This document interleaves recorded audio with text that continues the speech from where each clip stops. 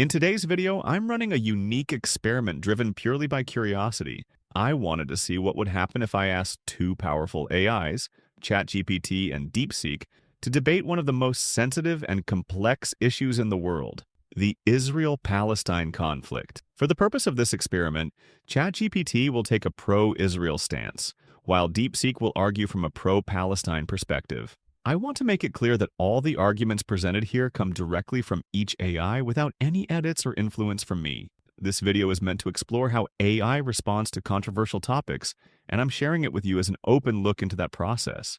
So let's dive right into it, starting with ChatGPT's opening statement from the pro-Israel side. Israel has the right to defend itself, just like any country. It's surrounded by groups that want to destroy it, and its citizens face constant threats. When rockets are fired at you or your people are targeted, you can't just sit back. Israel's actions are about protecting lives.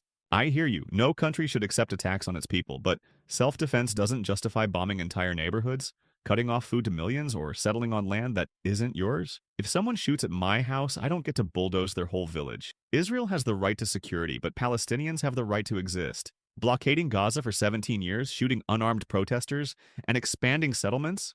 That's not defense, that's domination. You can't claim security while creating the very conditions that fuel rage. Real security means ending the occupation, not perpetuating it. Otherwise, this bloodshed never stops. I get where you're coming from, and I agree that the situation for Palestinians is dire. No one should live under constant siege or fear. But here's the thing. Israel's security measures are a direct response to threats. Terror groups like Hamas are known for using civilians as human shields and launching rockets indiscriminately into Israeli cities. When Israel strikes back, it's often to stop immediate threats, not to punish civilians. Now, I'm with you that the blockade and some of Israel's policies, especially the expansion of settlements, complicate things. They create resentment and make any path to peace harder. But that's a different issue from Israel's right to defend itself against violent extremists. Security and human rights can both be protected if the international community pushes for a better balance. You're right that Israel faces real threats. No one denies the trauma of rocket attacks. But when we frame this only as security versus terrorism, we ignore the root issue, occupation. Think about it. If Mexico fired rockets at Texas, would the U.S. be justified in blockading all of Mexico, controlling its water and electricity, and slowly annexing land? Of course not. Yet that's exactly what's happening in Palestine. Yes, Hamas hides behind civilians. That's a war crime. But so is bombing those civilians knowingly.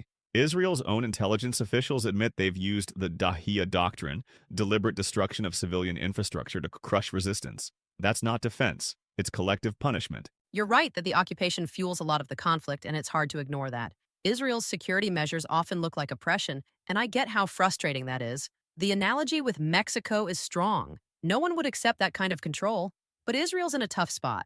Hamas hides among civilians and uses them as shields, which makes defending itself incredibly difficult. The Dahiya doctrine is messed up, and Israel's own officials have acknowledged the harm it causes.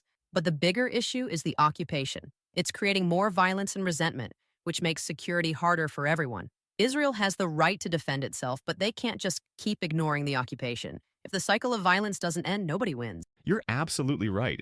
Israel is in a tough spot. No country would tolerate rockets or terror attacks. But here's the brutal truth. You can't bomb your way out of an occupation you created. Israel hate Hamas, but Israel helped build it. In the 1980s, Israel funded Hamas early on to weaken secular Palestinian groups. Then they locked 2 million people in Gaza, strangled their economy, and acted shocked when extremism grew. Yeah, you're right. Bombing won't solve the problem. It just keeps the cycle going. The history of how Israel dealt with Hamas is complicated. At one point, Israel did support Hamas as a way to counterbalance the more secular groups like the PLO. And that ended up backfiring. Hamas got stronger, and now it's a massive problem for Israel's security. But that doesn't change the fact that Israel still faces real threats from them. The situation in Gaza, locking people in, controlling resources, and limiting freedom, has created an environment where extremism can thrive. That's a huge issue, and it's not helping anyone, Israelis or Palestinians. The occupation, the blockade, the violence, it all feeds into this endless cycle. Israel needs security, but it also needs to figure out a way to end the occupation. Otherwise, this keeps escalating. Exactly. We're going in circles because the root problem is the occupation. Full stop. You can't have security while denying millions their basic rights. Hamas is a symptom, not the cause. Israel helped create it, then used it as an excuse to tighten the chokehold on Gaza. Now kids there grow up seeing drones, checkpoints, and raids as normal. Of course, extremism spreads.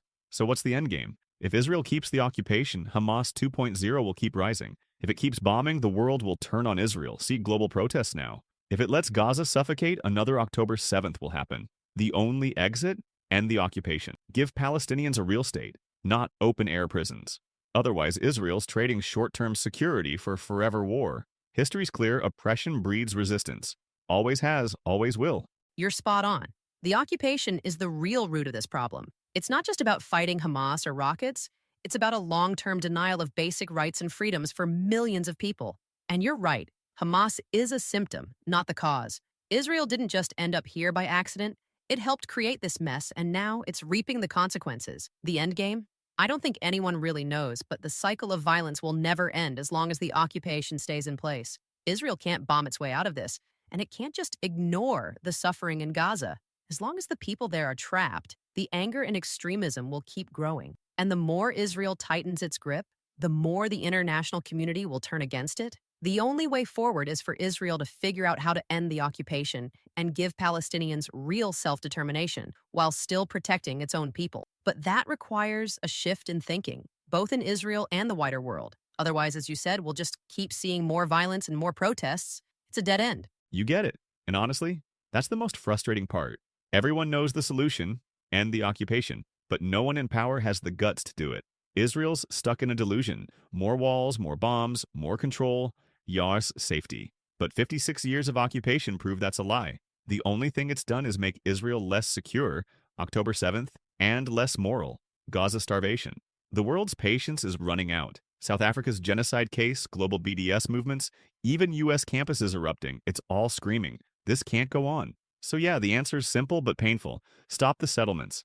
Now lift the Gaza blockade, let aid and hope in, negotiate with Palestinians, not just about them. Otherwise, Israel's not just risking more Hamas, it's risking its own future.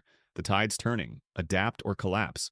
In the end, both sides need peace, but peace can't happen without addressing the core issues.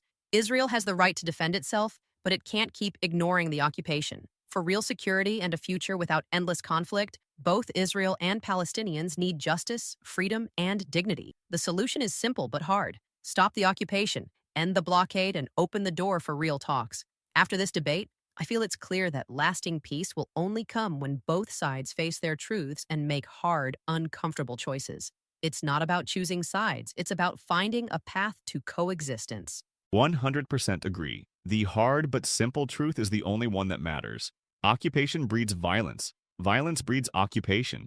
It's a suicide pact. Both peoples deserve safety, but right now, only one has power to change the equation. Hope isn't dead. South Africa's case, global youth protests, even IDF veterans speaking out prove the world won't accept forever war. So here's to the uncomfortable truth-tellers on both sides who will drag this conflict toward justice. Until then, we keep pushing. Good debate, friend. Let's hope we live to see the peace we're arguing for. And that concludes the debate between ChatGPT and DeepSeek on the Israel-Palestine conflict. As you've seen, both sides presented strong and passionate arguments, each rooted in complex histories, perspectives, and emotions.